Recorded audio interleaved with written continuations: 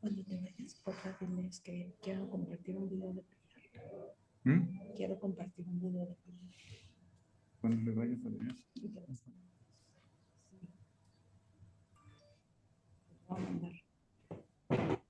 Sí, hola. Hola, hola. Buenos días a todos. Buenos Estamos días. iniciando, muchas gracias. En este momento hará uso de la voz Ricardo Fuentes, presidente de Amaras. Muy buenos días. Ya son las 10:10 hora de la Ciudad de México. Saludamos a todos y cada una de las personas que nos ven, que nos escuchan en el mundo. En este día, nuestro día de Aminetu Haidar, en el que vamos a hacer una serie de conferencias y conversatorios sobre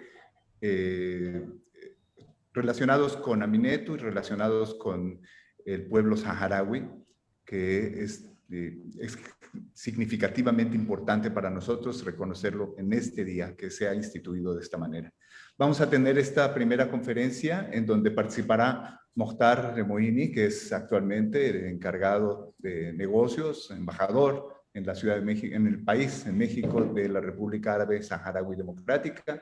Ahmed Mulay, que es el representante de América para todas las cuestiones que tienen que ver con la República Árabe. Y va a estar la participación importantísima de Jean-François Boyer. Muchas gracias por participar con nosotros. Y la moderadora va a ser Elizabeth Aro. Yo les doy la más cordial bienvenida y le doy la palabra a Elizabeth para que continúe con esta conferencia en donde participarán las personas que he mencionado. Muchas gracias nuevamente y bienvenidos, bienvenidas. Bueno, pues como ya dijo Ricardo, para la Asociación Mexicana de Amistad con la República Árabe Saharaui, ACE, es un privilegio y un gran honor el poder tener este día tan especial en el que estamos conmemorando el segundo aniversario del Día Mundial de nuestra querida Aminetu Haidar. Realmente estamos muy contentos porque esta iniciativa ha tenido eco en diferentes países y tenemos el privilegio de contar con, durante la jornada del día de hoy, con extraordinarias personalidades, todas ellas defensoras de los derechos humanos, amigos y hermanos de la causa saharaui. Gracias a todas las personas que se han unido en distintas partes del mundo, gracias a todos. Realmente para nosotros este día también es muy especial porque hace un momento acabamos de tener el acto inaugural en el que hemos rendido un muy pequeño homenaje a una gran mujer, Pilar Bardem, que con su vida y su entrega a la lucha de la causa saharaui nos deja un gran ejemplo, un gran legado, pero pues también nos deja un gran reto de poder continuar con esta difusión y este compromiso hacia el pueblo saharaui. Para nosotros es muy satisfactorio el que en este día podamos estar honrando a dos mujeres, a dos grandes mujeres, Aminetu Haidar y Pilar Bardem. Ella en un hermoso video pues nos da a conocer la importancia que tiene el poder pues trabajar por los saharauis. Al final de esta conferencia vamos a presentar un video para que escuchen de viva voz lo que para ella significó el trabajo con el pueblo saharaui y pues cuál era su mayor deseo. Ahora procedo a comentar. En primer lugar, voy a presentar a los 3 ponentes. Realmente no necesitan de mucha presentación. Sin embargo, por protocolo lo haré. Una vez que yo termine de las presentaciones, voy a dar el uso de la voz al periodista Jean-François Boyer, y él es el que va a tomar el control de la conferencia. Así que mi querido Mokhtar, mi querido Ahmed, estarán en manos de un periodista, entonces se van a sentir entrevistados, sí, pero creo que es la mejor manera para que las personas que por primera vez tienen un acercamiento hacia el pueblo saharaui, pues tengan un contexto general de lo que ha sido su lucha y su causa. Entonces, sin más preámbulo, voy a hacerlo en orden alfabético, la presentación. Inicio con Ahmed Mulay Ali Hamadi, un extraordinario amigo, ser humano que tuvimos el privilegio de tener aquí en México como embajador. 15 años, ya casi se naturalizaba mexicano. Te falta poquito, Ahmed, pero pues por ahí vamos. Entonces, él, bueno, tiene como nuestros otros 2 ponentes, un extraordinario currículum. Pasaríamos todo el tiempo de la conferencia haciendo mención de esto, pero me quedo en el caso de Ahmed, en que estando aquí como embajador, además de todas las actividades que tenía diplomáticas, se dio el tiempo de estudiar, y llegó a tener el grado de doctor.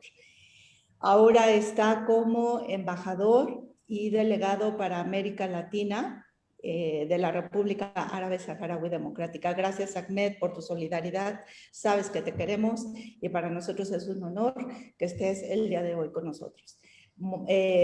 Jean-François Boyer. Aquí sí me voy a detener un poco para dar datos más precisos, porque realmente es un periodista que tiene una trayectoria impresionante. Yo los invito a que entren y busquen en cualquier de estos buscadores de internet su biografía, su currículum, porque realmente es muy importante el trabajo que ha realizado, pues, en toda su vida. Yo solamente mencionaré algunos datos muy generales y no porque sean los más importantes, pero creo que vale la pena mencionarlos ahora. Él ha sido productor y realizador de news magazines para la televisión francesa, colaborador ocasional para la radio mexicana en estaciones como Imer, W Radio, Radio Fórmula, Núcleo Radio 1000 y La Jornada. También lo ha hecho en CNC en español y en Le Monde Diplomatique. Fue director de Le Monde Diplomatique en México, en Centroamérica y en Estados Unidos.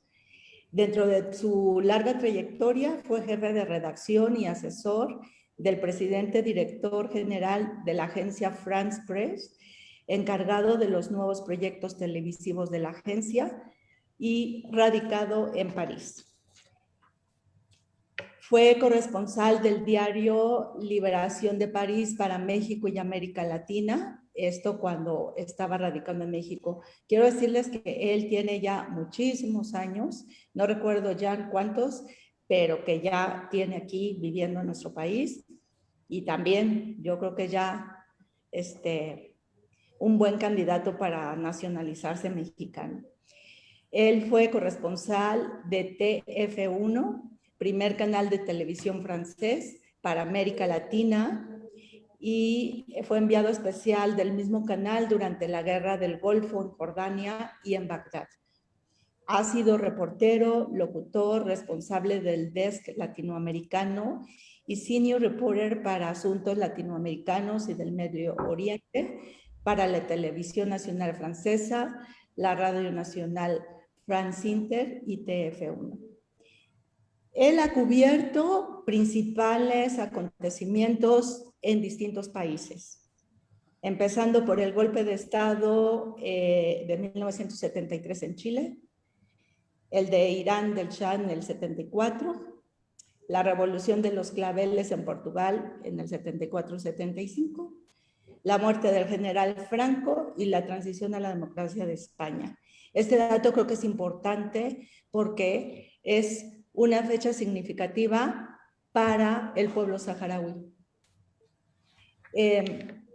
En la conferencia ustedes van a entender por qué hago este énfasis. También estuvo cubriendo el Vietnam después de la guerra y de 80 a 83 él cubrió el conflicto del Sáhara Occidental. Es muy largo su currículum, por eso les sugiero que lo busquen, pero daré paso a algunas entrevistas que él ha realizado. Raúl Alfonsín, Violeta Chamorro, Daniel Ortega, Gabriel García Márquez, Rubén Blanes, infinidad de personajes, por ponerles ejemplos. Sí, ya sé que quieres que corte, Jan, ya lo voy a hacer. Eres muy generoso y muy humilde. Tienes un montón de publicaciones que, bueno, valdría la pena también comentar. Pero en otra conferencia. En otra conferencia donde te entrevistemos a ti. Creo que con esto, bueno, ya has recibido una infinidad de premios. Con esto queda demostrada la calidad intelectual y profesional de nuestro querido ponente, Jean-François Boyer, pero sobre todo ese humanismo que sin duda tiene que tener alguien que decide donar su tiempo y su trabajo hacia una causa noble y justa como es la del pueblo saharaui. Gracias, Jan, por este tiempo que nos has regalado. Y yo no tengo más que decir. No, me falta Mokhtar, mi querido Mokhtar, que ahora es el representante de la raza en México, oficialmente ministro encargado de negocios, pero para nosotros nuestro querido embajador. Y pues también él con un gran cariño hacia México porque estudió aquí hace muchos años y ahora nos lo devuelven como todo un diplomático. Es un honor también tenerte aquí con nosotros, Mokhtar. Ahora estás en los campamentos, pero creo que la RAS no pudo seleccionar mejor a quien vino a sustituir a un gran hombre que hizo durante 15 años un gran trabajo, que es Ahmed Mulay. Creo que los dos tienen un gran reconocimiento para nosotros. Dejo entonces los micrófonos a Jean-François Boyer y la conferencia es tuya. Yo quito mi cámara, los dejo y al final, como 5 minutos antes de que terminemos, estaré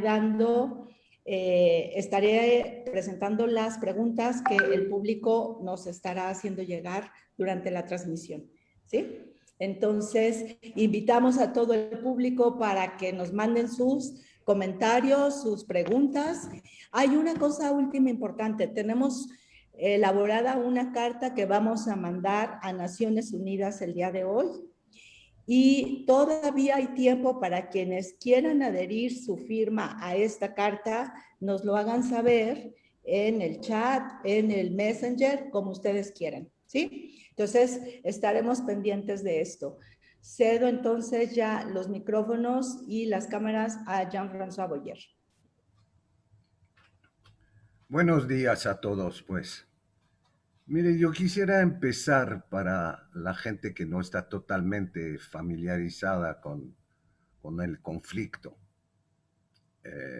saharaui-Marruecos de hoy, hacer un poquito de historia.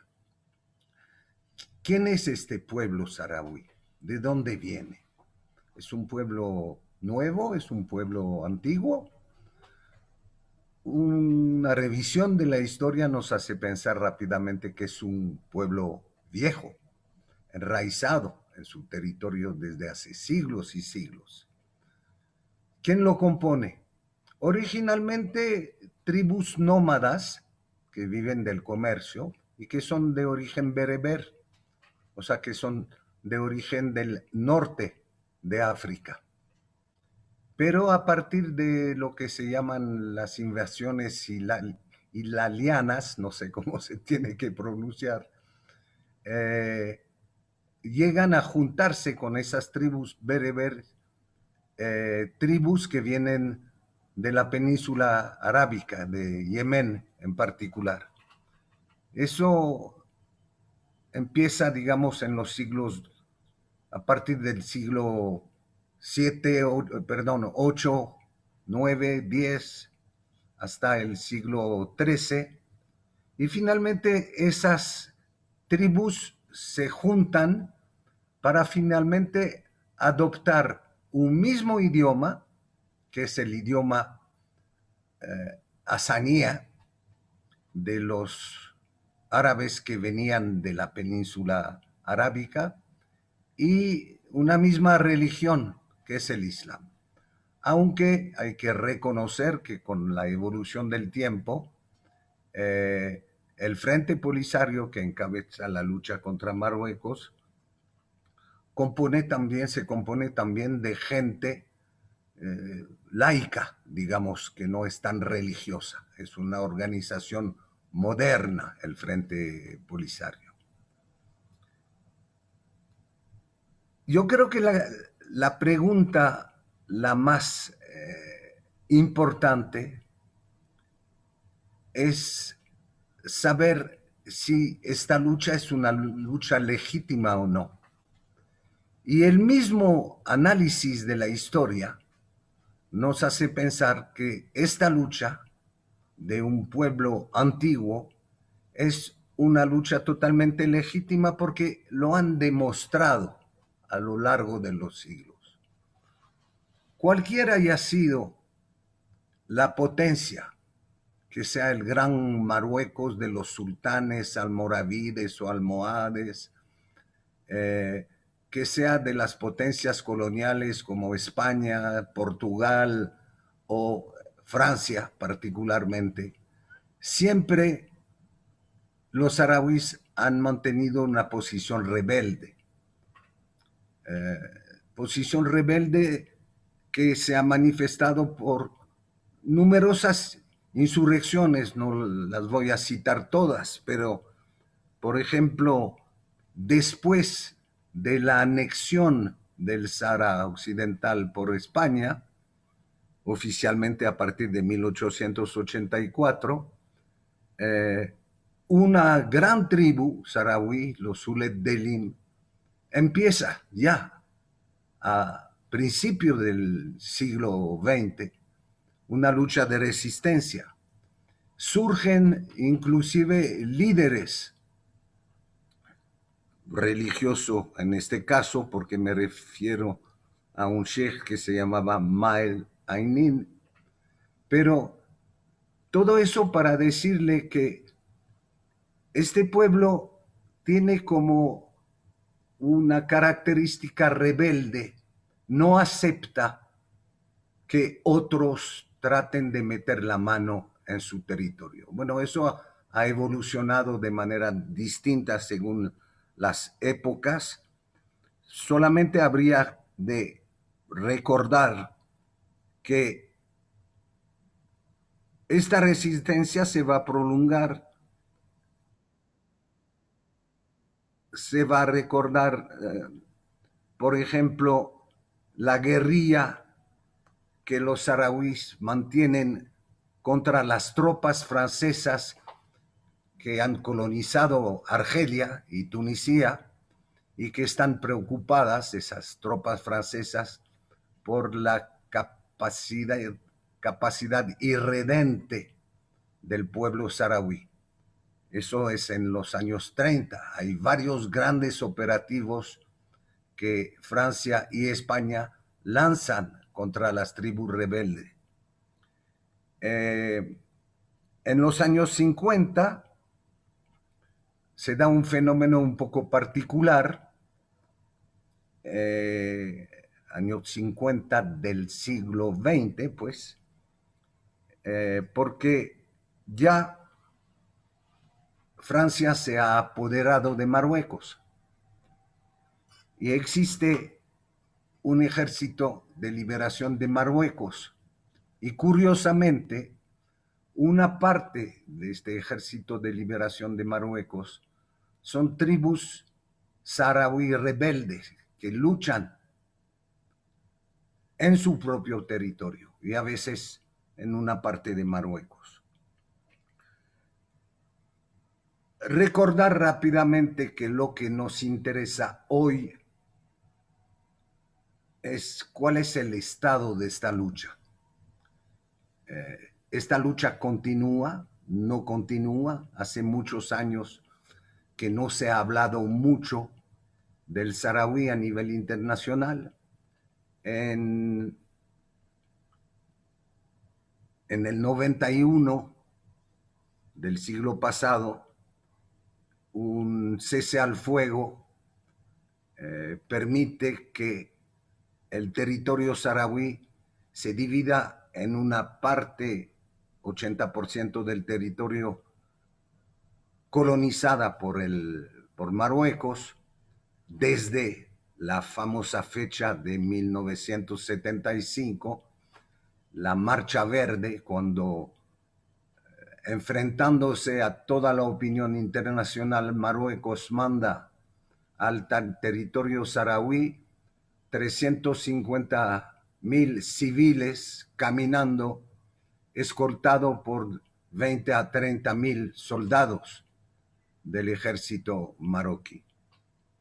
Entonces, desde esa famosa fecha de la Marcha Verde, el conflicto no ha amainado, aunque después de un periodo de guerra que ve numerosas victorias de las tropas del Ejército de Liberación Saharaui, a partir del 79,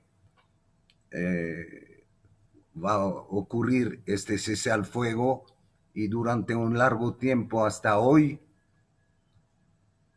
se va a hablar mucho menos porque la pelea diplomática está estancada. La ONU sigue diciendo que tiene que haber un referéndum en el Sahara para definir si el Sahara quiere ser independiente o no. Pero las influencias francesas, españolas, francesas sobre todo, aliadas con Marruecos, hacen que no ha habido progreso, digamos, en la negociación para establecer un referéndum. Y es importante este conversatorio porque desde el fin del año pasado, por razones que preguntaré tal vez a Mokhtar que me explique cómo se dio exactamente, esta guerra que se había de cierta manera empantanado porque Marruecos había construido dentro del territorio del Sahara Occidental, con el apoyo de Estados Unidos, con armas entregadas por Estados Unidos y por Israel y por Francia.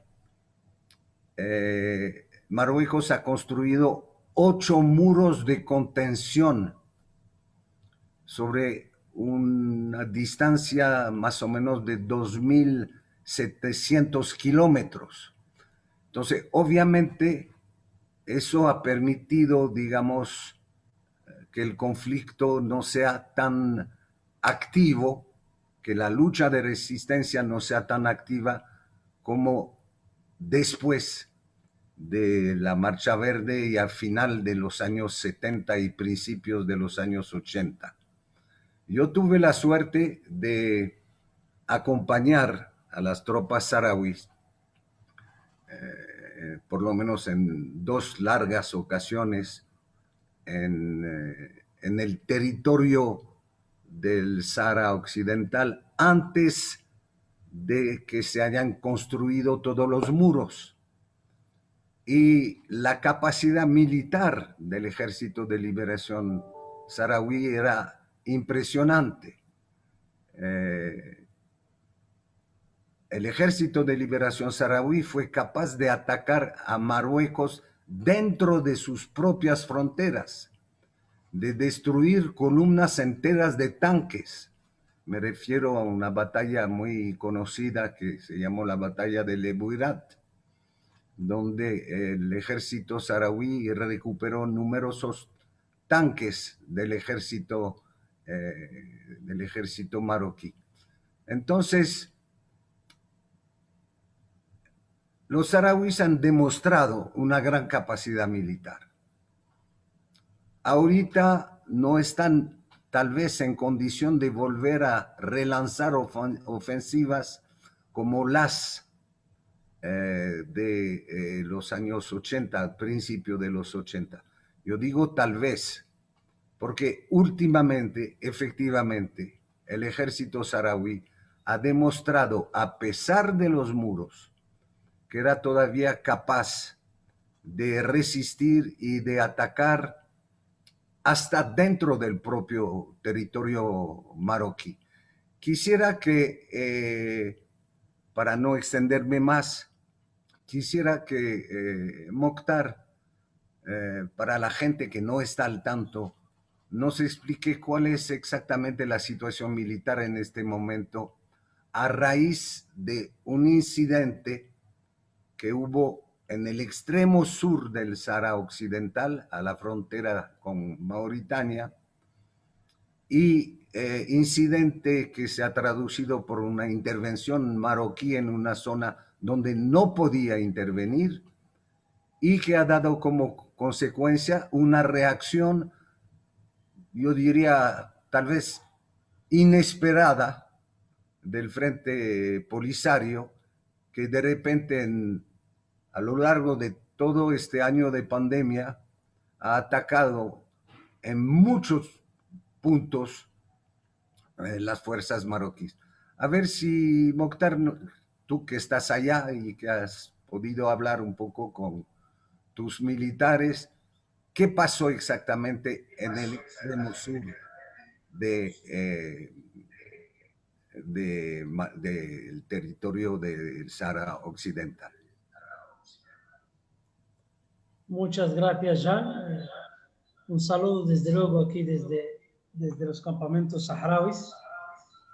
Agradecemos tu conocimiento y gentileza de actualizarnos muy brevemente sobre la situación. Simplemente reiterar, como bien lo decías, que este es un caso de una ocupación militar.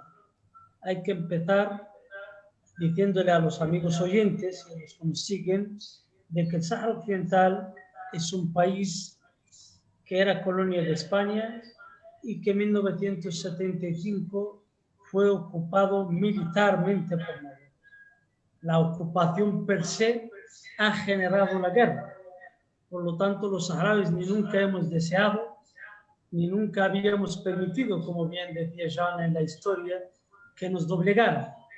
No nos doblegó Francia, no nos doblegó Portugal, tampoco España, salvo algunos momentos que pudo controlar ciertas ciudades de la costa, pero no doblegar la voluntad de los saharauis, porque hay que recordar, España tuvo que negociar con los saharauis para poder irse unos metros más allá de la costa. Nunca pudo evangelizar,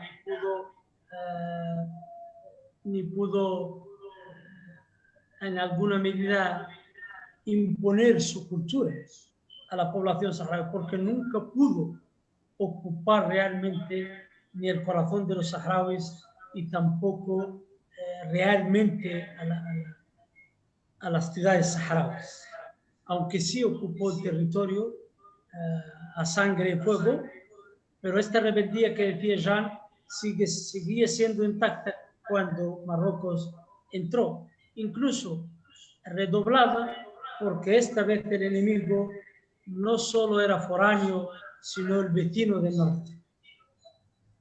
Por lo tanto, ante esta injusticia, el vecino del norte, que hasta el día de ayer nos acompañaban, al menos en el discurso, por nuestro derecho a la autodeterminación, resulta que en una oscura noche del 26 de febrero, incluso mucho antes, en noviembre, pretendió ocuparnos militarmente por la fuerza.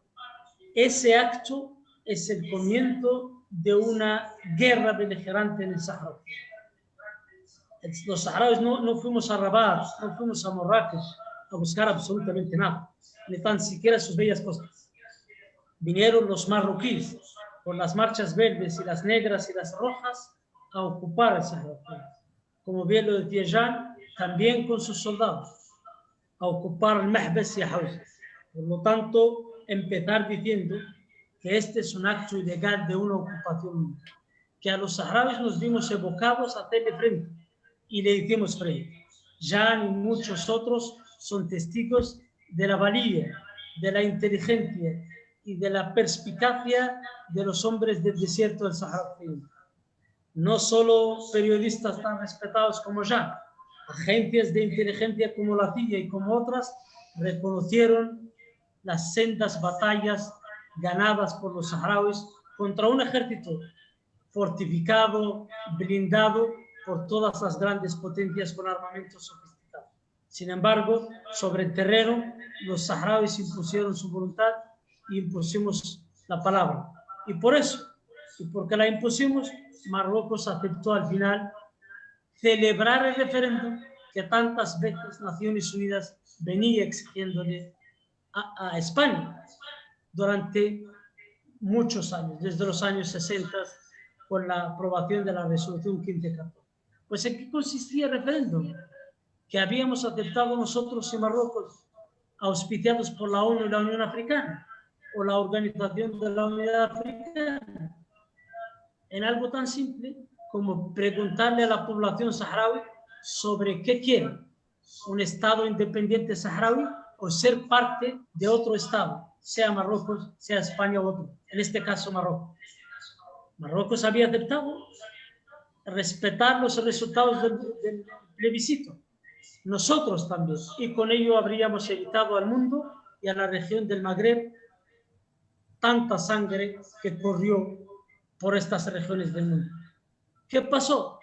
30 años, desde el 91 hasta el 13 de noviembre pasado, Marruecos hizo lo que quiso con Naciones Unidas y con el compromiso formalmente contraído con nosotros, porque nunca permitió en 30 años que se le pregunte a una población que no llega al millón de habitantes, ni a 85.000 pobladores que eran los que habían aceptado para el referéndum, expresarse libremente sobre su voluntad y con ello cerrar uno de los conflictos más largos del África. No lo aceptó y no permitió que se celebrara el referéndum. Y no le bastó con eso. El 13 de noviembre pasado, con sus bulldozers, con sus ejércitos, atravesó el muro del que habló ya, un muro de 8 muros construidos por más de 2.700 kilómetros por el Sáhara Occidental, que dividen el Sáhara Occidental por todo el territorio, minado, electrificado, con más de 160.000 hombres del ejército marroquí ocupándolo, y que habíamos en el acuerdo aceptado dejarlo tal cual es, celebrar el referéndum, respetar el resultado, desplazando el ejército a las zonas acordadas. Y las zonas acordadas implicaban alejarse del muro 5 y 10 kilómetros en función de tipo de soldados y de armamento. Pero, Mokhtar, que nadie debe tener presencia cerca del muro, porque eso significaba violar el acuerdo de fuego, el alto de fuego. Ya no solo el acuerdo de paz, sino el alto. Sí. Perdón que te interrumpa. Sí. Cuéntanos el incidente en el sur, a la frontera de Mauritania, y no sé si tú tendrás que contestar o el señor embajador. ¿Qué significa que la guerra haya vuelto a estallar a pesar de las condiciones adversas que enfrenta el Polisario? ¿Ustedes piensan que la solución de la del conflicto tiene que ser una solución pacífica, negociada, o ustedes piensan que la resistencia militar terminará dando resultados? Pero primero explícanos un poco lo que pasó. Concluyo con el dato y le dejo la interpretación al embajador Ahmed sobre lo que significa para nosotros. El hecho es que Marruecos, después de un acuerdo de fuego, del alto fuego, donde las tropas tenían que estar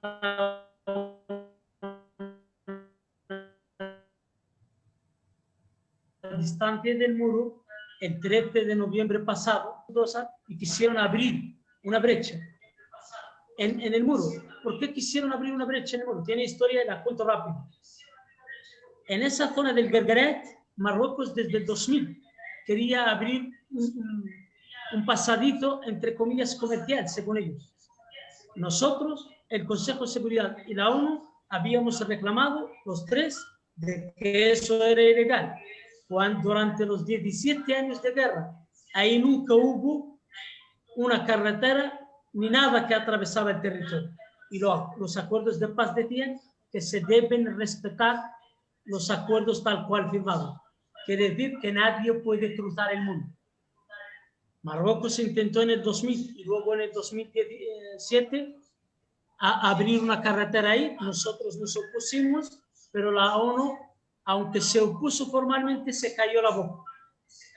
Marruecos intentó abrir la carretera, pobladores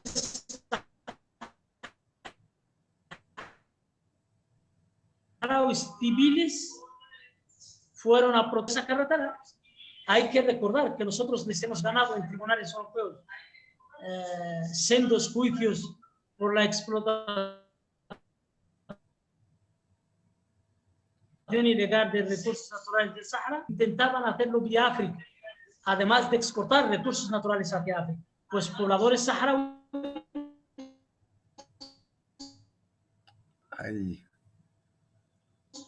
fueron, protestaron, ilegal que intentaron ellos abrir, y con eso cerraron el tráfico de camiones, y Marruecos despojó y sacó sus bulldozers y su ejército, y con ello rompió el alto del fuego. Los saharauis, flagrante al alto del fuego, después de estar 10 años reiterándole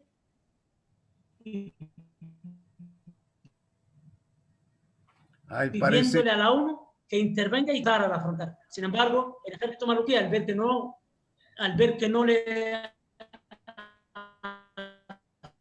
hacían nada, ni le decían nada, el Estado saharaui respondió a esta enésima violación flagrante. Dejo aquí el comentario del tema del Guergueret y le doy la palabra, si lo permites, al embajador. Mokhtar, la conversación con los campamentos se interrumpe. Tal vez el señor embajador para América Latina nos podría explicar a qué se debe este resurgimiento de la guerra, porque yo lo voy a decir ya tratando de recabar los últimos datos. A partir de esta tentativa de Marruecos a finales en octubre del año pasado, a pesar de los muros, el ejército saharaui ha atacado varias bases al interior del muro, de uno u otro de los 8 muros. Entonces, el Frente Polisario está demostrando que a pesar de la construcción de estos muros, todavía puede ser activo militarmente y puede infligir derrotas a Marruecos. ¿Hasta dónde nos lleva esta nueva situación? Hay que apostarle mucho a la resistencia militar o hay que, o las dos cosas, o hay que insistir más en la movilización diplomática internacional para que finalmente o se retire Marruecos o acepte un referéndum? A ver si el embajador para América Latina puede contestar esta pregunta.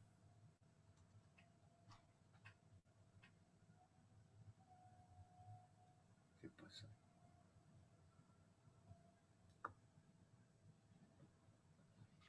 En lo que él se conecta, Jan, nada más permíteme mencionar que nos está acompañando en esta sesión Khalid Mohamed Abdelaziz de la televisión de la RAS y Mohamed Salem Mek Latim de SPS. ¿Sí? Faltaba dar ese dato. Muchas gracias. Pues buenas tardes desde acá y buenos días allá. Saludos desde el verano del desierto, que ya estamos a 46 grados, extraordinariamente calentitos, pero bien.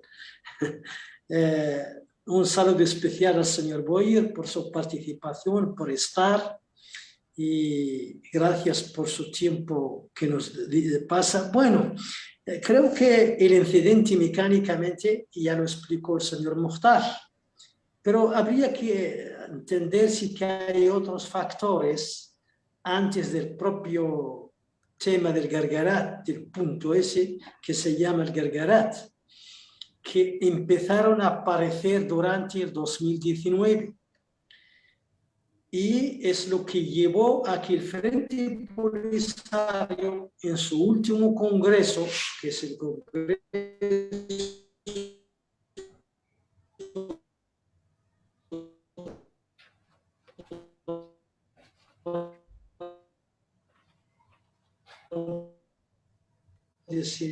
se hace cada 4 años y donde se elige la gama de actividades políticas, ya estaba la gente, ya estaban los saharauis, la juventud principalmente saharaui, tanto chicas como chicos, nerviosos, hartos, enfadados.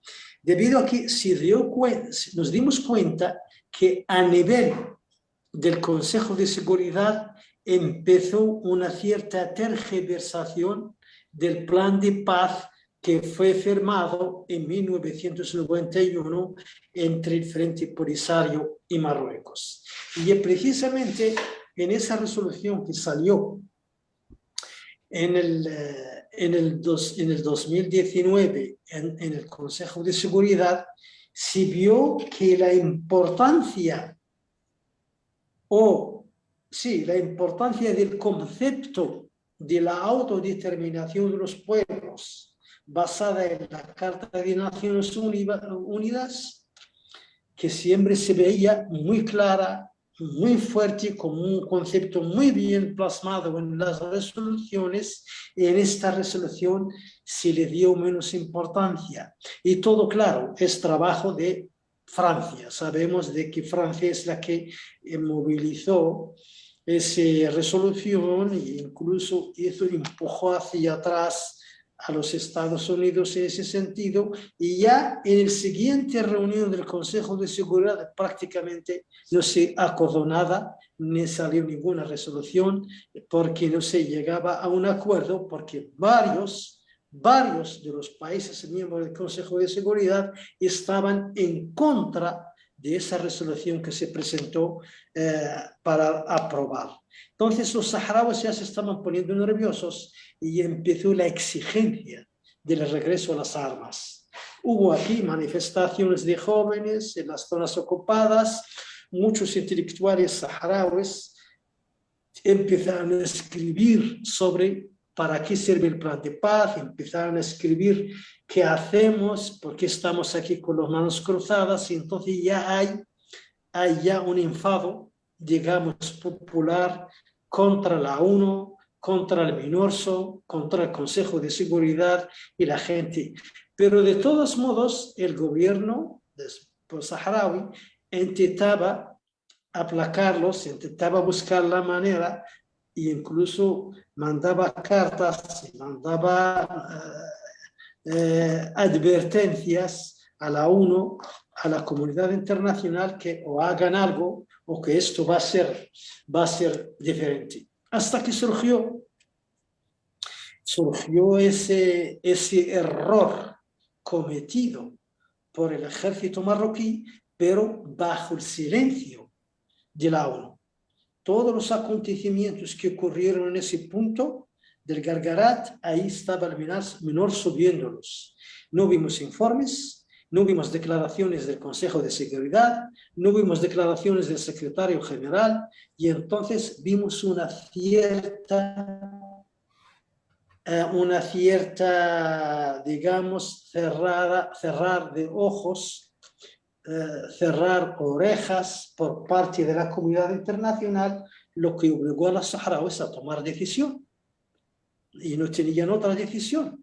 Entonces la decisión fue, pues, si en 1991, con el muro montado, con el ejército marroquí, más de 200.000 efectivos, con todo lo que tienen, hemos conseguido debilitarlos hasta el punto que el rey de Marruecos toma su avión, se va al Congreso de la Unidad Africana y dice: yo acepto el referéndum y estoy dispuesto a negociar.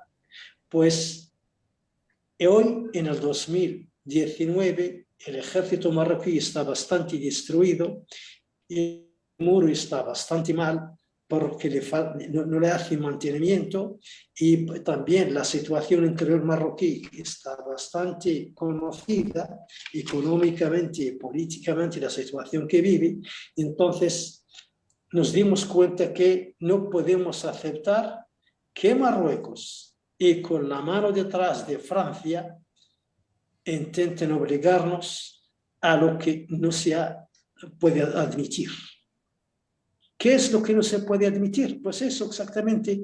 En 1991 se firmó un plan de paz, y 2 años después se firmó el acuerdo militar número 1, mediante el cual se hizo el alto el fuego. Y Marruecos saltó todo esto pensando que durante estos 30 años el Polisario ya no tiene fuerza, ya no tiene ejército, ya no tiene juventud, ya no puede hacer nada, y se le demostró todo lo contrario. El que tiene problemas con su ejército, el que están escapando, muchos se están intentando irse de la guerra, no la quieren, es los jóvenes marroquíes que son obligados a ir al muro aunque sin entrenarse. Entonces, esto hizo que empezó la guerra de 9 debido a eso. Nosotros tenemos claro, y el derecho internacional nos avala el derecho internacional desde el punto de vista jurídico de la Haya, nos avala el Departamento Jurídico de Naciones Unidas, nos avala el Tribunal de la Justicia Europea, nos avalan las resoluciones de la Asamblea General desde 1963 hasta ahora, nos avalan las resoluciones de los no alineados y el Estado saharaui, miembro fundador de la Unidad Africana.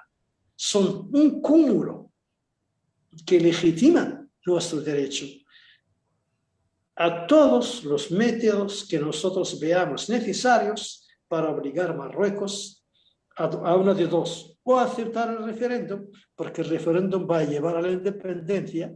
Un pueblo que lleva tantos años no va a pedir luego ser miembro de Marruecos, y eso lo sabe Marruecos. O sentarse a negociar con el gobierno saharaui y llegar a un acuerdo, y ahí podemos hacer mucho. Y creo que si Marruecos entra a la razón, es la mejor manera de llegar a otros acuerdos. Pues si su problema es la pobreza, nosotros tenemos mucha riqueza y podemos repartir para darle al pueblo hermano marroquí trabajo y darle, en fin, abrirle puertas, etc. Y claro, el lanzamiento de la lucha armada, ¿sí?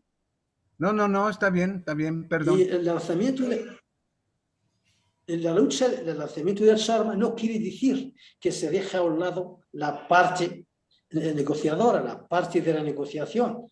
Estamos abiertos, claro, el plan de paz de 91 ya no sirve, ya fracasó, no llevó a nada. El MINURSO está prácticamente fracasada, no pudo llevar adelante su misión por la cual fue creada, pero eso no quiere decir que el Frente Polisario, que el gobierno saharaui no están dispuestos a dar la mano a una nueva negociación y a un nuevo acuerdo, pero que sea algo basado en el derecho internacional y en la realidad existente ahora y que lleve a una solución justa que todo el mundo debe aceptar y que tiene que ser la independencia del territorio ocupado por el ejército saharaui, por el ejército marroquí.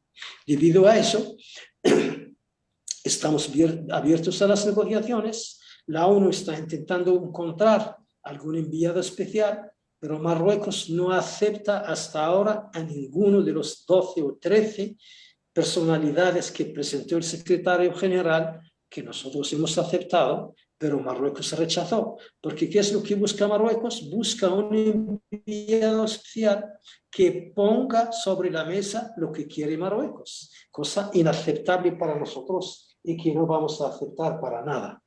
En este sentido, lo que se debe buscar es un enviado especial neutral que plantea las cosas como deben ser y acorde al derecho internacional y a las resoluciones que estuvieron saliendo hasta ahora. Entonces, si llega la ONU y puede hacer algo y se puede avanzar hacia la paz, bienvenida, y si no, el pueblo saharaui lo tiene decidido, seguirá con las armas en la mano y vamos avanzando. Como usted ha dicho, señor, vamos avanzando. Empezamos ahora, diariamente hay 6 y 7 ataques al muro, vamos destruyendo el muro, va a llegar un momento que la guerra pase a otra fase más importante y entonces empezaremos a intervenir dentro del territorio saharaui y dentro del ocupado y dentro del territorio marroquí más adelante. Tenemos una gran experiencia, conocemos el muro a palma de dedo, sabemos todos sus puntos positivos y negativos, fuertes y débiles, y en nuestro ejército ya lo conocen muy bien y vamos poco a poco, pero ojalá la ONU sea capaz, porque a nadie le interesa la guerra y a nadie le interesa la muerte de la gente y a nadie le interesa la destrucción ni la instabilidad, y creo que el norte de África necesita ya de una instabilidad para poder llevar adelante una paz que construya lo que es el norte de África y construya lo que es el Magreb árabe de esta zona, que tiene mucha riqueza y tiene una comunidad humana bastante grande y podría ser un buen bloque en frente del bloque europeo y se puede llegar a un desarrollo extraordinario. Pero Marruecos está impidiendo que esto ocurra y esperamos que con lo que está ocurriendo ahora y con todos los errores que está cometiendo Marruecos contra Alemania, contra España, ahora parece que las cosas ya no van bien con Francia y después que descubrieron que Marruecos está utilizando el famoso Pegasus israelí para espionar hasta el mismo presidente Macron, pues imagínense lo que se puede ocurrir. Entonces, en este caso, están las dos opciones. La lucha armada continúa, como la tiene prevista y vista por el pueblo saharaui, y la mano sigue extendida para poder llegar a una paz mediante la negociación. No sé si esto es suficiente. Gracias, señor embajador.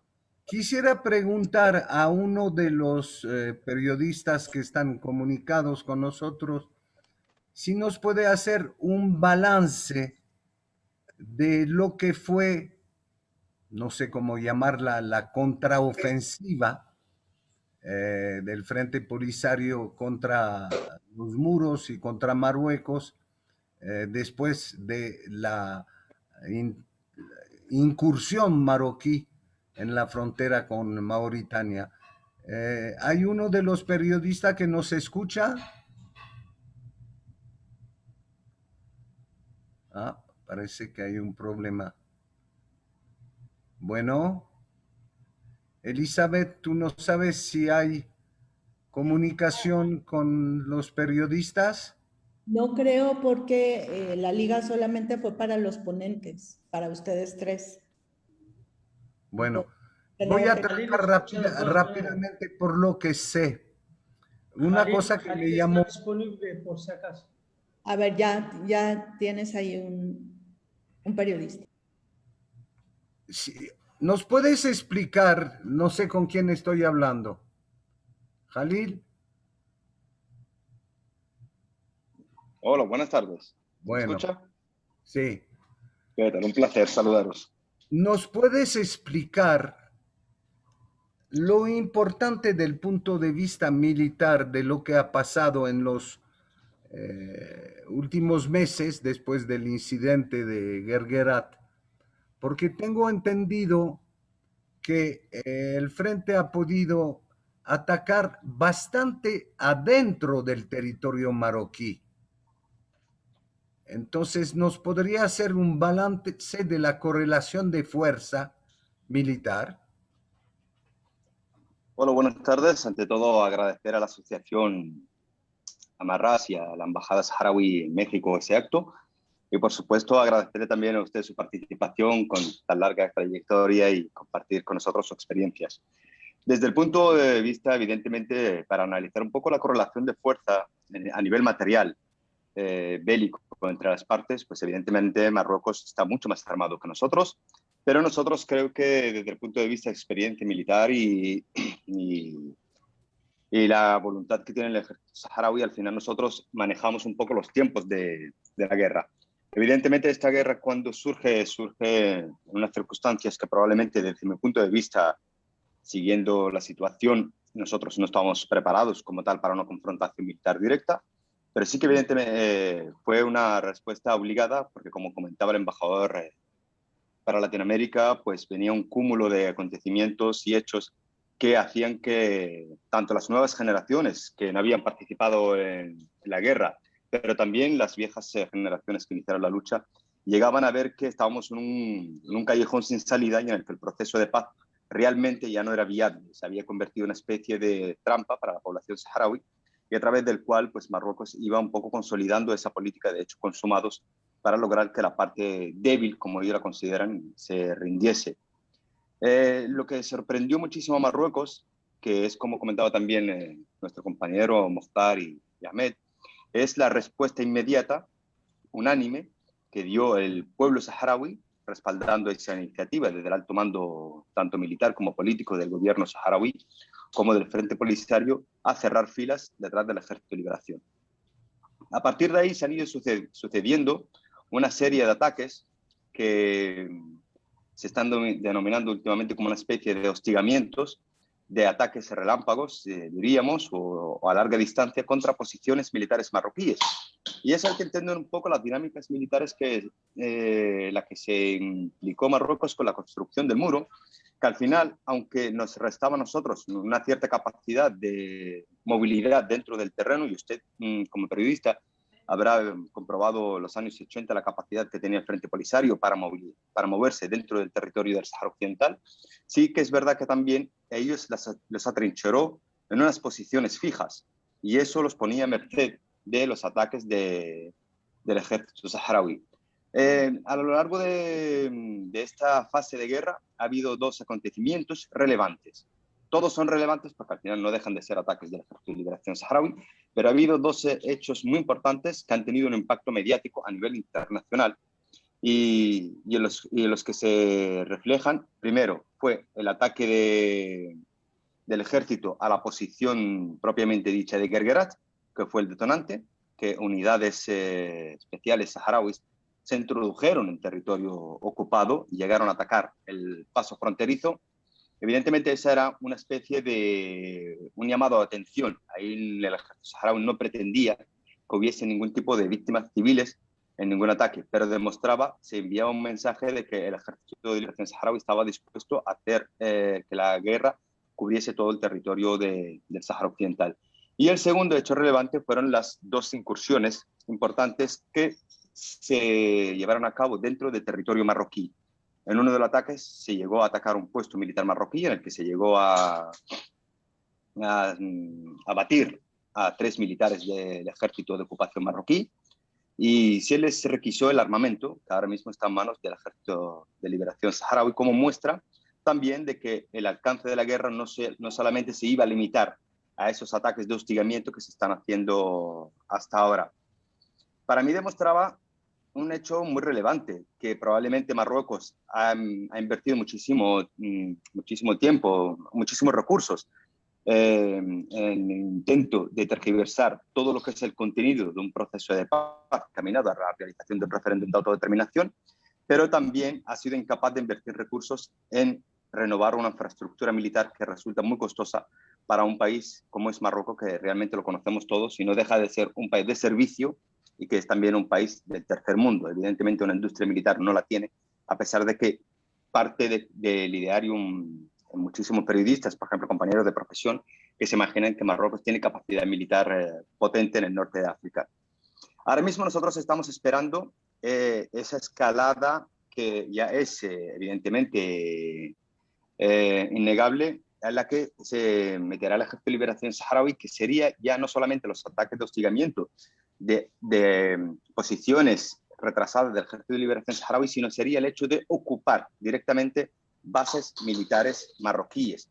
Y eso implicaría que grandes recursos, tanto materiales como humanos, tengan que implicarse en batallas importantes que sean ir, posicionarse en el muro, conseguir recursos al final del ejército marroquí y también los prisioneros de guerra. Ahora mismo estamos a la expectativa, al final nosotros como periodistas manejamos un poco los datos que nos ofrecen nuestros compañeros desde el terreno, nuestros altos militares, nuestros altos mandos militares.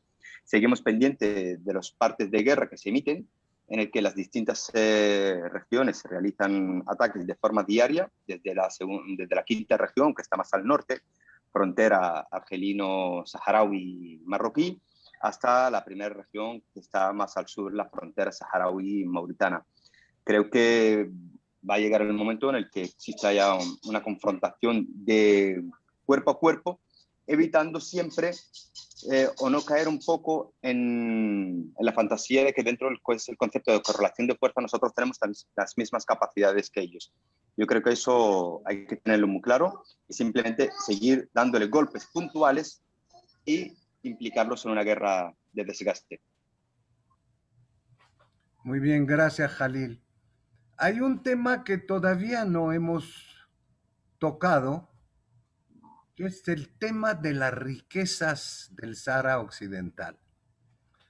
Como el embajador, como Mohtar lo han explicado, el incidente y la contraofensiva alrededor de Guerguerat tiene un substrato económico,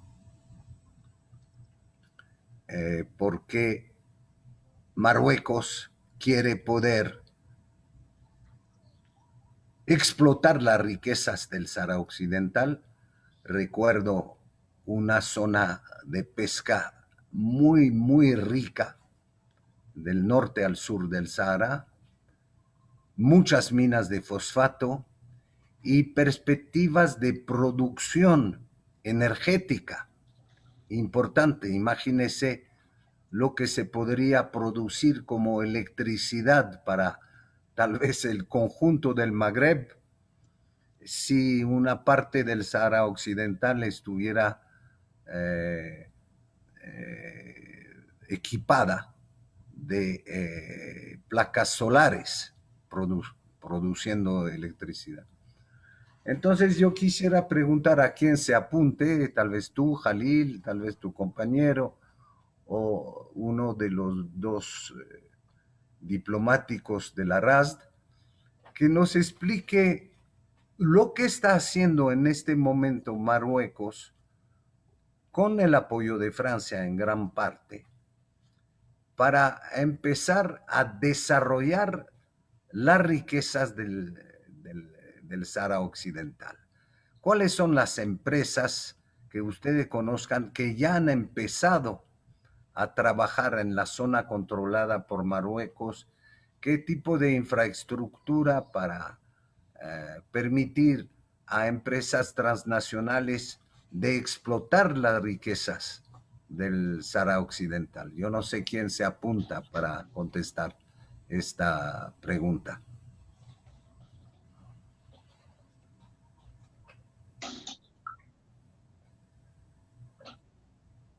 Bien. Bueno, hola. Hola. Señor embajador, sí. Hola, sí. Bien, es una pregunta muy importante y es un tema bastante interesante. Porque en realidad, si empezamos a analizar qué es lo que hizo que Marruecos invade el Sáhara en el 75, no es que buscaba la invasión de un desierto vacío. Eso es lo que ocurrió en España en 1884, cuando nos coloniza, y nos coloniza enfadada con Europa, porque en el Congreso de Berlín le dieron el Sáhara Occidental y luego ella descubre de que el Sáhara no es más que un desierto. Pero más tarde, en los años 70, España descubre que este Sáhara desierto no es un Sáhara desierto. Es un Sáhara con uno de los minas más importantes y ricas, los mejores que anualmente sitios de petróleo, de gas e incluso ahora hablan de uranio y de oro. Entonces, el reino de Marruecos tenía un problema de inferioridad en aquellos años. ¿Por qué? Porque en el norte de África, ¿qué es lo que hay? Está Libia, rica en petróleo y gas. Está Argelia, rica también en muchas especies de minerales, y gas, petróleo y gas. Está Mauritania, que tiene esa enorme mina de hierro y ahora se habla de petróleo. Y está Túnez, que vive del turismo y lo hace muy bien. Y está Marruecos, un país pobre que no tiene ni petróleo, ni pesca, poco de fosfato en algunas zonas, pero no. Y entonces el rey buscaba la manera de ser una fuerza potente en el norte de África, frente principalmente a Argelia. Y detrás de él, desde el punto de vista geoestratégico, geoeconómico también, está Francia. Le interesa de que Marruecos sea el estado fuerte y potente de la zona, porque usted sabe que todavía hay acuerdos secretos que espero que algún día surjan.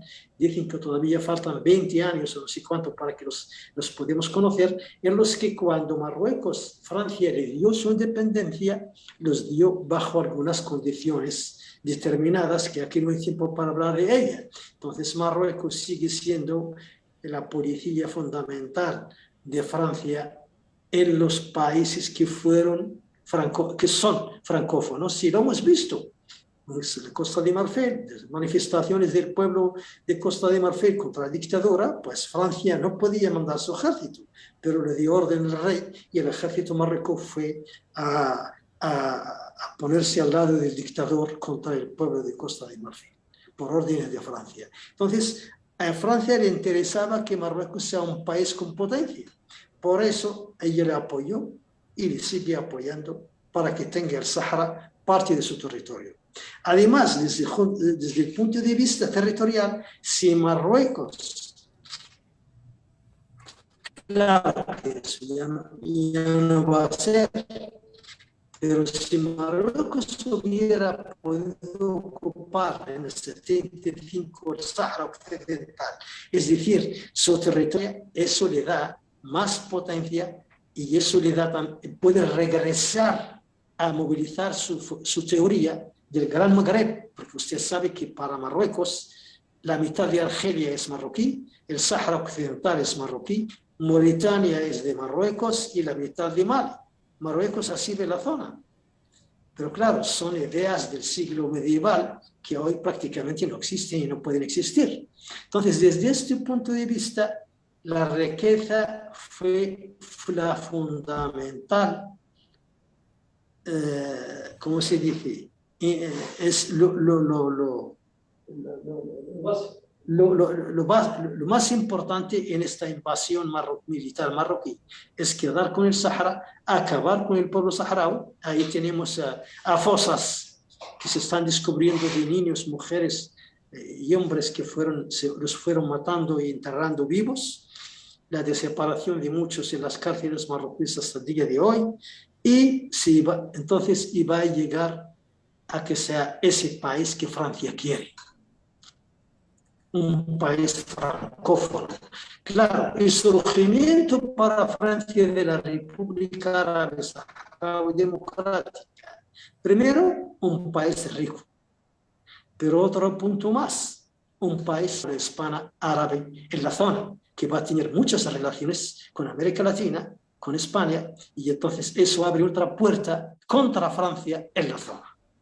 Junto con Argelia, que ya saben, Argelia consiguió su independencia a base de fuego, armas y fuego, y cuando terminó con Francia y logró empujar Francia hacia afuera sin ninguna condición, como hizo con Marruecos, entonces Marruecos invadió a Argelia. Creo que usted conoce la famosa guerra de las arenas del 65, y tuvo Argelia que tomar armas contra el propio Marruecos para poder defender su tierra.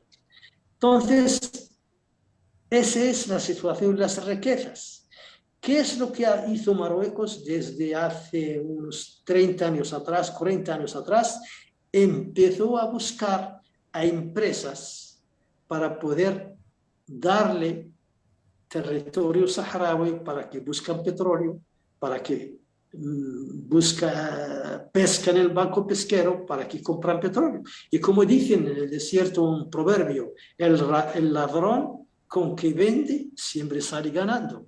¿Qué es lo que hace Marruecos? Vende con precios más bajos los productos saharauis, los tomates saharauis, que son extraordinarios, ricos, el pescado, los vende con precios más bajos para que consigan que las empresas le compran, porque él necesitaba armas, y para comprar armas Marruecos no tiene nada más que deuda, o lo que le está sacando a Europa con sus chantajes de inmigración y terrorismo, etcétera, y claro, y la venta de nuestra riqueza. Por eso tengo una lista por ahí, pero como esta pregunta me estaba en manos, pero le sugiero, espero que Aro lo pueda hacer, que Aro te pase mi libro. Yo he escrito un libro sobre esta situación, pero solamente en la relación de la corrupción entre Marruecos y América Latina y el Caribe. Un libro que por ahí usted puede que se lo hace llegar, está en la embajada. Hawari, el encargado de negocios en la embajada, puede hacerle llegar un ejemplar de mi libro que yo he escrito sobre este asunto que usted pregunta. Espero que usted lo pueda tener y lo puede leer. ¿Cuál es el papel, señor embajador, de las multinacionales? Usted nos explicó ahí voy. ¿Cuál es el papel de las multinacionales? Más allá de los intereses de Marruecos, las grandes multinacionales están interesadas en explotar el Sahara, lo han demostrado, han invertido. Ahí voy, a eso voy. Entonces, hace unos 20 años, Marruecos consiguió que algunas multinacionales, algunas alemanas, algunas japonesas, francesas, españolas y norteamericanas se acercan. Pero hasta ahora creo que fue una empresa norteamericana, que ahora no me acuerdo el nombre, y otras dos, una alemana y otras dos francesas, que intentaron incluso invertir. Sí, pero gracias al movimiento solidario que se movió, y se movió desde el punto de vista jurídico, y el Frente Polisario se juntó con ellos. Ahí está Khalil, está adjuntando documentos importantes que él tiene en la mano, cosa que yo no tengo. Gracias, Khalil. Y gracias, entonces se llevó el asunto al Tribunal de la Justicia Europea contra estas empresas. Y entonces el Tribunal 2016 y 2018, y estamos esperando otra sentencia pronto, que va a ser también muy buena, contra toda empresa, cualquier empresa que intente invertir o comprar riquezas del Sahara Occidental, porque es algo ilegal. Y además la justicia europea demostró de que el Sahara Occidental y el Reino de Marruecos son dos entes diferentes, separadas, y no hay ninguna relación entre ellos más que la ocupación. Y eso hizo que empezaron a dar marcha atrás muchas empresas. En mi libro cito una lista de las empresas que se dieron marcha atrás, quedan algunas pocas, y que vamos por ellas poco a poco. Entonces, las empresas internacionales, puedes decir que se dividen en dos. Hay unas con un poco de ética, cuando vieron los veredictos jurídicos del Tribunal de la Justicia Europea, ya se retiraron y salieron y se fueron del Sahara y ya ni siquiera compran material saharaui. Hay unas poquitas que todavía siguen ahí, pero poco a poco vamos por ellas para poder hacer que Marruecos no se aproveche de nuestra riqueza. Ahí Jalil le subió no sé si lo ha visto, Jalil subió un link que usted debe entrar, y en ese link, y ahí va a haber muchos, sí, ahí tiene muchos documentos sobre esta situación. Y espero que Hawari le puede hacer llegar uno de mis libros que fue publicado en México, y lo tienen ahí en la embajada para que usted lo pueda leer y verlo. Sí, entonces en este aspecto estamos ganando. Estamos ganando, pero estamos ganando porque hemos conseguido que el Tribunal de Justicia Europeo se ponga a nuestro lado. Y eso es algo muy importante. Gracias, señor embajador. Quisiera hacer, volviendo a Mokhtar en el calor. Yo quisiera, recordando las conversaciones que hemos tenido aquí en México, quisiera tocar un tema sensible. Bueno, solo recordar a la gente que nos escucha que la parte desértica de África del Norte, esta parte desértica, por toda una serie de razones, guerra en Libia, crecimiento de movimientos yihadistas en Medio Oriente, importación en la parte desértica de África del Norte de grupos yihadistas, etcétera, etcétera. Hay también un problema de seguridad global, y por lo que entendí de lo que me contó, quisiera que nos explicara más. Por lo que entendí de las conversaciones que tuve con Mokhtar, el Polisario sería como una especie de freno en esa parte sahariana contra el narcotráfico, toda una serie de actividades delincuenciales y eventualmente terrorismo, yihadismo. ¿Qué nos puedes decir sobre este tema, Mokhtar? Que me parece a plazo un tema muy importante. Muchas gracias, John. Desde luego es muy importante el tema. Esta zona del norte de África, mientras genera inestabilidad, solo va a exportar inseguridad y narcotráfico. Y mientras se resuelvan los temas de fondo, desde luego vamos a poder exportar capital humano y otras cosas interesantes. Por lo tanto, empiezo diciendo que la inestabilidad generada por la ocupación o el intento de expandir fronteras por la fuerza es el elemento central que genera la inestabilidad. Curiosamente, con los años, en el conflicto en Mali, en Chad, en toda esta zona, Marruecos ha querido venderle al mundo milongas, por utilizar una palabra latinoamericana. Y en el siguiente sentido, el país que más número de terroristas cuantificados hay en el mundo se llama Marruecos. Cuando busques cualquier atentado, Atocha, en Bélgica, en Holanda, en Alemania, encuentras lamentablemente nombres de Marruecos.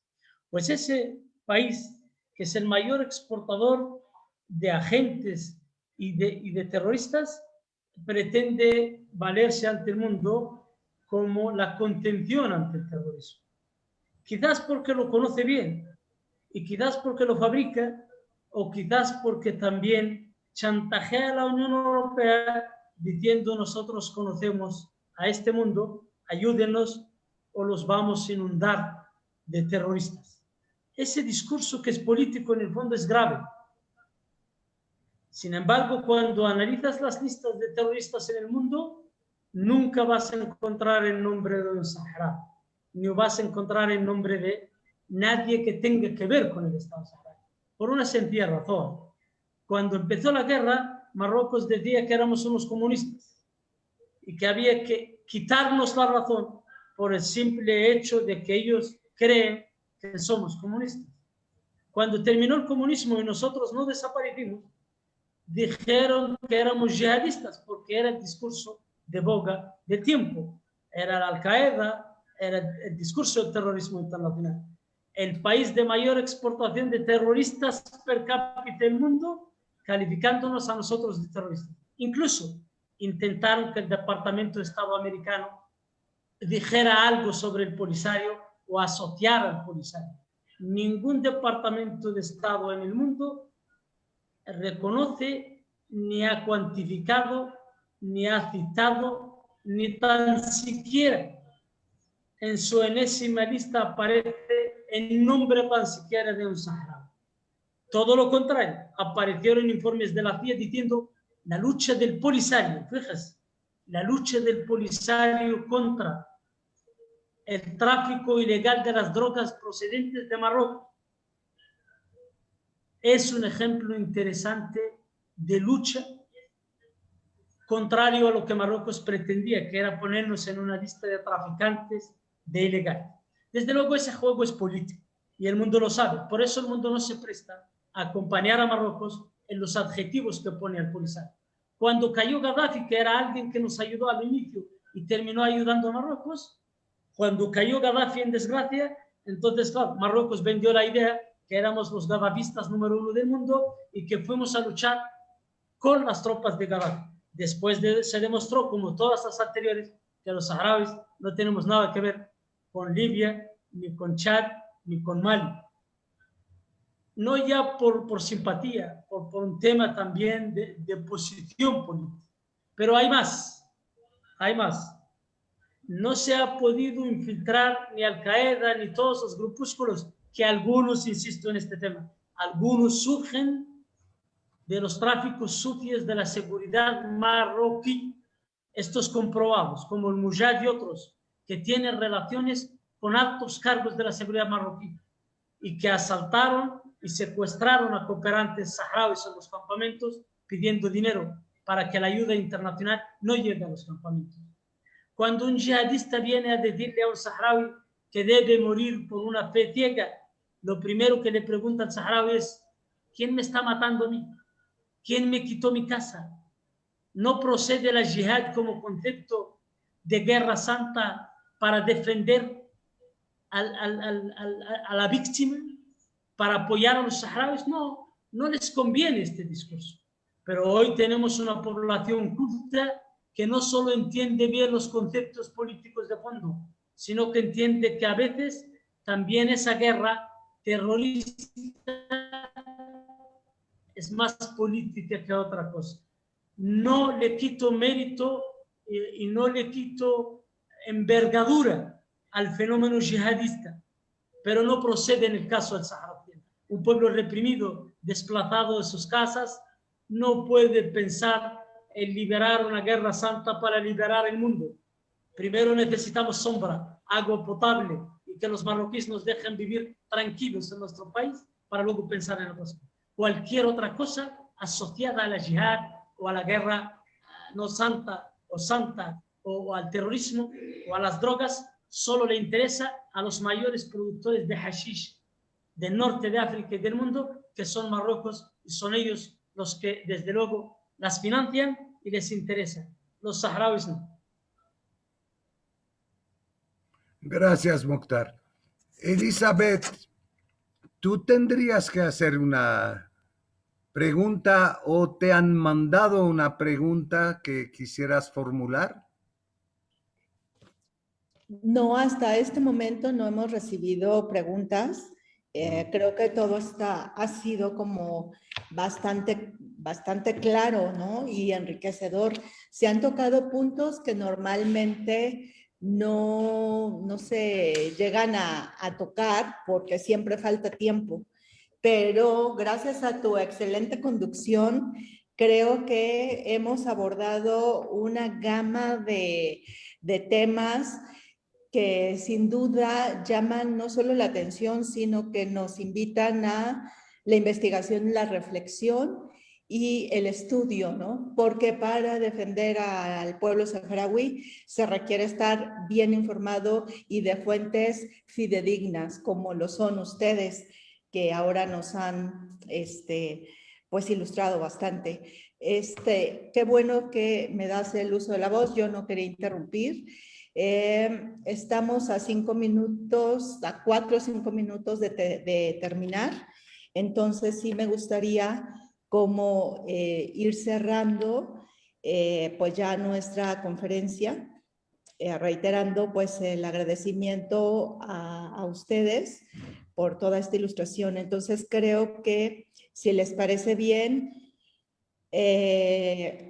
los tres, si nos quisieran regalar una última reflexión sobre lo que hemos comentado, por favor. Bueno, vamos a empezar con el compañero periodista. Jalil, ¿qué sacas de los últimos acontecimientos en el Sahara? ¿Cómo ves un futuro relativamente cercano?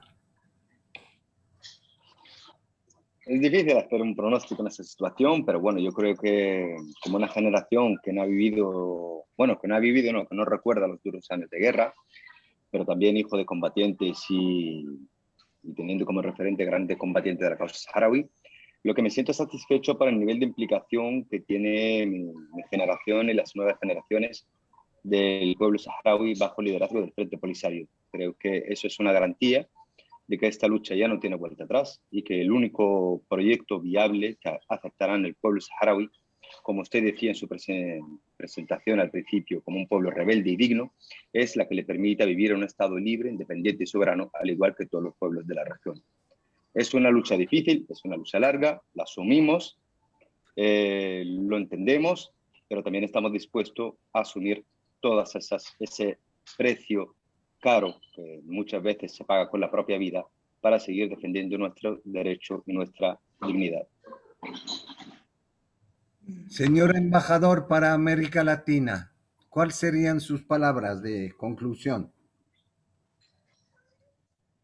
Bueno, primeramente agradecerles este extraordinario trabajo porque es algo necesario para poder movilizar la comunidad internacional, movilizar principalmente toda América Latina, porque América Latina debe ser nuestro aliado, debe ser nuestra segunda casa después de África.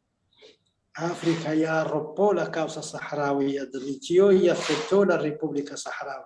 Y América Latina tiene que seguir el mismo camino. Y creo que este trabajo de informar a la comunidad, explicarles, orientarles, es muy importante en estos tiempos en que se busca la paz. Y se busca una paz justa y una paz basada en el derecho internacional. Esto es muy interesante. El pueblo saharaui, y yo estoy aquí, estoy entre los míos, estoy viviendo la situación de nuestros combatientes extraordinarios, estoy viviendo la situación de nuestras chicas preparándose en la escuela militar de las mujeres y en las otras tareas y formaciones que están haciendo. Estoy viendo cómo nuestra juventud se prepara y aquí, como todo el mundo habla solamente de seguir la lucha, no parar la lucha, no parar la lucha, y como hay un fervor en todos, eso hace que la lucha va a continuar y que el pueblo saharaui al final va a llegar a su objetivo. Hoy, mañana, pasado, de aquí a 10 años, pero va a llegar a su objetivo. Viendo la situación que vive Marruecos actualmente, tanto a nivel interior como a nivel internacional, creo que no está en condiciones de seguir aguantando esta lucha armada y está intentando silenciarla. Sabemos que ya hubo, desgraciadamente, esto da una pena, que hubo muchos muertos, muchos heridos dentro del ejército marroquí. Sabemos que se ha destruido mucho material y diariamente se sigue atacándoles, se sigue dándoles. Entonces no va a poder aguantar tanto esta situación, sabiendo que esa es la forma en que ahora van las cosas. Y yo creo que la ONU se tiene que mover, el Consejo de Seguridad se tiene que mover, pero tienen que moverse basándose en el derecho internacional y el derecho del pueblo saharaui a la autodeterminación e independencia, y tienen que aprender de las lecciones de otras guerras, la del Vietnam, la de Angola, la de Argel, la de Sudáfrica, que al final los pueblos acabaron venciendo y acabaron ganando, y el pueblo saharaui va a acabar venciendo y va a acabar ganando, por la vía la armada o por la vía pacífica y el diálogo, la negociación, y ojalá sea la última. Así que les agradezco a todos, muy buenas tardes y disfruten de este extraordinario evento. Gracias, embajador. Mukhtar.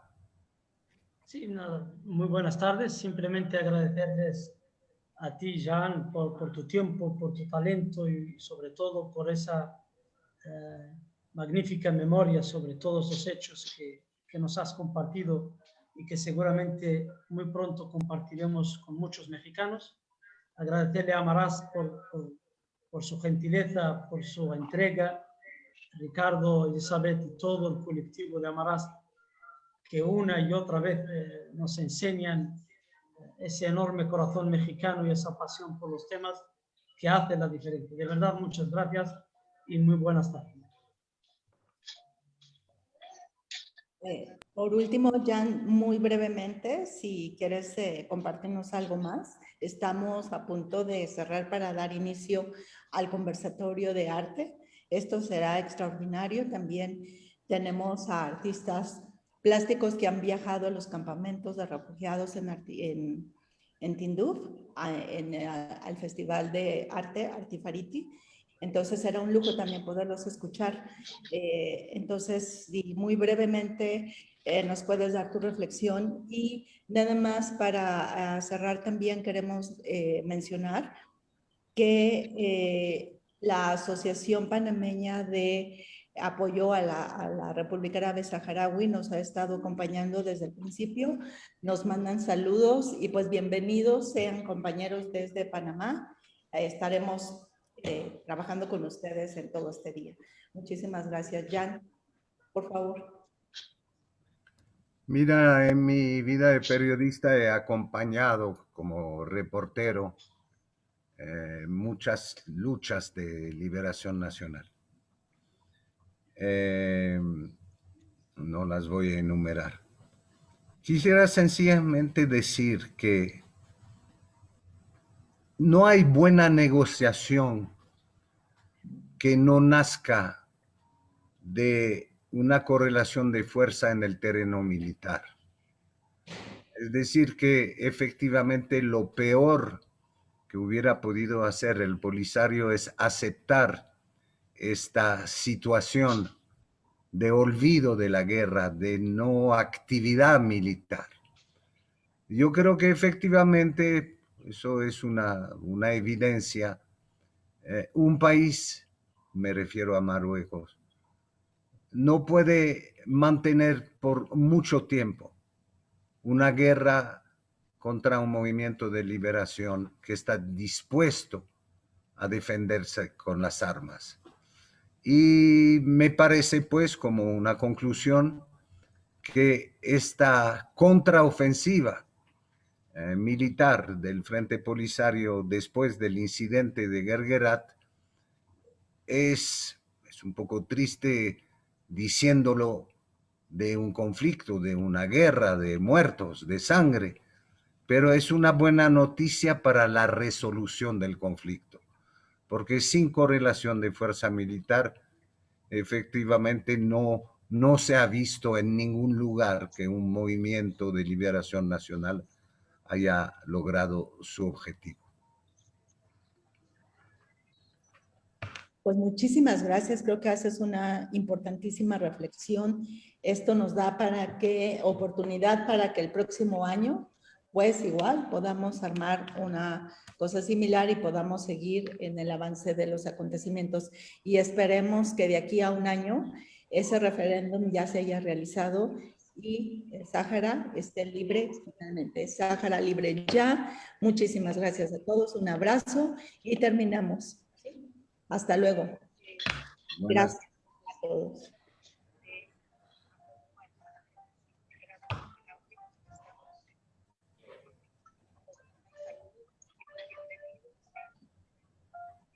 ¿Y podemos ir saliendo de la reunión, por favor?